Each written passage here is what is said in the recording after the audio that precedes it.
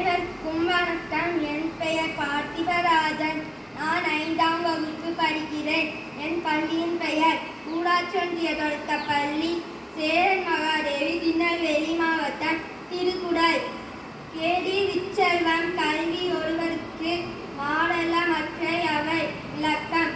ஒருவருக்கு அணியில்லாத சிறந்த செல்வம் கல்வியாகும். நன்றி, வணக்கம்.